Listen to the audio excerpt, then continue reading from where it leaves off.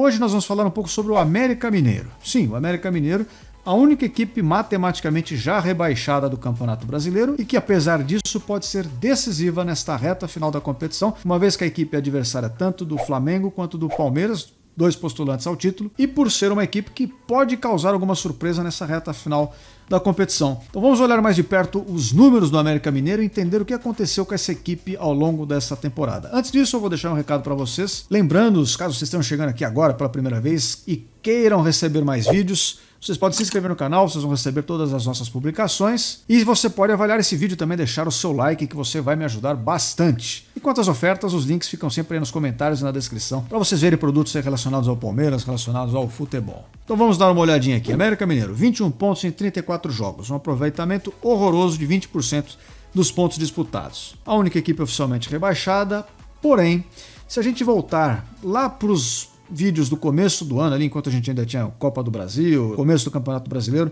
vocês vão me ouvir falar em algum daqueles vídeos que a gente vai comentando a rodada, que o América Mineiro não é esse time carcomido que chegou aqui na reta final do Campeonato Brasileiro com tão poucos pontos. Na verdade, eu até falava, ó, o América Mineiro pode complicar esse jogo, tem jogos que o América Mineiro joga bem, é uma equipe que, é verdade, muitas vezes jogava no contra-ataque, explorando transições rápidas, mas marcava gols e tal, trazia problemas para os adversários. Então como é que aconteceu isso aqui, né? Como é que essa equipe foi rebaixada? Pois bem, olhando os números do América Mineiro, a gente entende um pouco a dinâmica dessa temporada.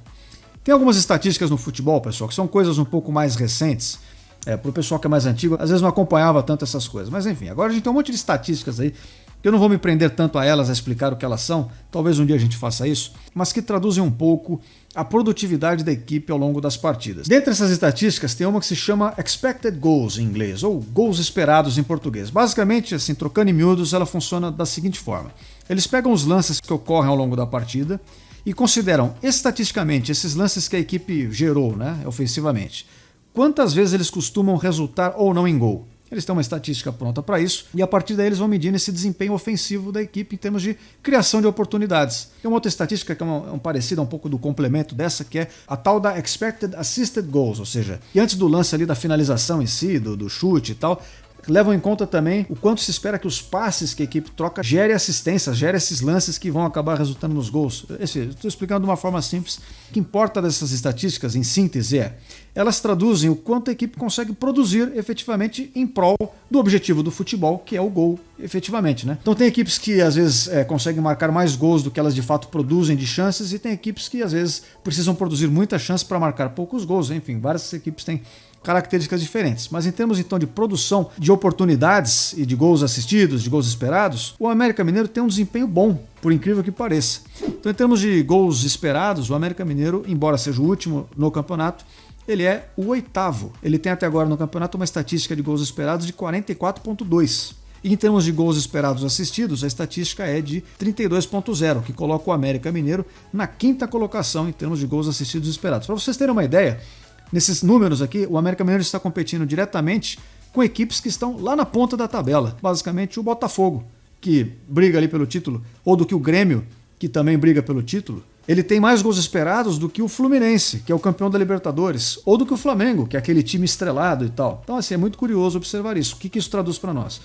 O América Mineiro, com a forma com que ele joga, nessas transições rápidas, no contra-ataques e tal, ele gera oportunidades muito perigosas. A questão é, em termos de finalização, talvez os seus atletas não sejam os melhores, né, da competição, não tenham tanta qualidade, não tomem as melhores decisões e com isso não convertem as chances em gols. Mas eles têm a criação ofensiva. É um time, portanto, que consegue levar perigo. E aí quando a gente olha para a tabela do campeonato, de fato, a gente vê aqui que desses 44 gols que a gente esperava estatisticamente que o América marcasse, ele marcou 39. O que quer dizer que essa nossa tese, essa nossa leitura bate com a realidade. Então o América Mineiro criou mais chances do que ele efetivamente realizou nas partidas. Então mostra que ele falhou na hora de concretizar essas oportunidades. E aí você vai me dizer, pô cara, mas você está me dizendo que o América Mineiro é quase uma seleção brasileira dos 70, né? Você fez uma propaganda tão boa do time do Coelho que agora eu quero torcer para essa equipe. Estou maravilhado. Pois é, nem tudo são flores. Acontece que, por outro lado, se essa equipe tem uma produção ofensiva muito interessante, embora jogue de uma forma reativa em muitos jogos, tem o lado da defesa também, né? O futebol não só se ataca, o futebol também se defende. E aí que a coisa fica feia para o Coelho. Ele tem, de longe, a pior defesa do campeonato, comparável só do Coritiba, né, que sofreu 4 gols a menos, mas ele sofreu 71 gols. Veja, ele marcou 39 e sofreu 71. Então, claramente o problema do América Mineiro ao longo do campeonato não foi o ataque, mas sim a defesa. E tem uma outra estatística interessante que é muito cruel com o torcedor às vezes, né? Mas é o time que mais sofreu viradas ao longo da competição.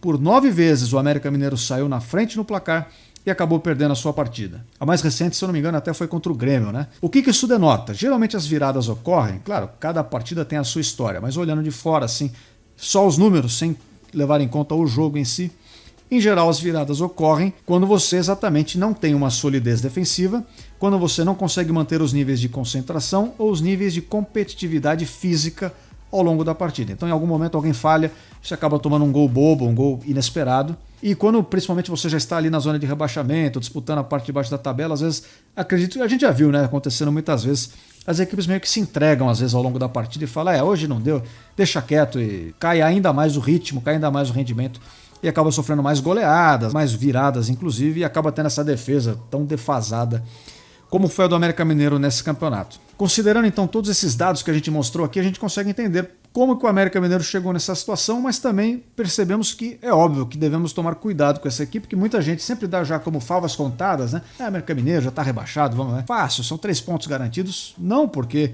sabemos como é o futebol. Se essa equipe tem criação ofensiva, por que não, de repente, no dia em que ela joga contra o seu time, ela não pode converter essas chances em gols e trazer problemas? Pois é, futebol sempre guarda essas surpresas, então é bom ficar de olho. Por outro lado, por ser a equipe que mais sofreu viradas ao longo da temporada, isso também dá um alento pelo outro lado, né? Porque se de repente o seu time começa jogando mal e sai atrás, você sabe que tem uma chance razoável de você conseguir ainda alguma coisa daquele jogo, né? Então fica um pouco do copo meio cheio, um copo meio vazio. Mas tanto Palmeiras quanto Flamengo precisam então estar atentos e saber que esse jogo que parece ser o mais fácil pode também ser o decisivo para essa reta final de competição do Campeonato Brasileiro 2023. Então, pessoal, feita essa análise, esse raio-x do América Mineiro, eu só posso convidá-los a se inscreverem aqui no canal para receberem mais vídeos. Eu agradeço a todos que acompanharam até aqui. Espero todos vocês aqui em breve e até a próxima. Fui!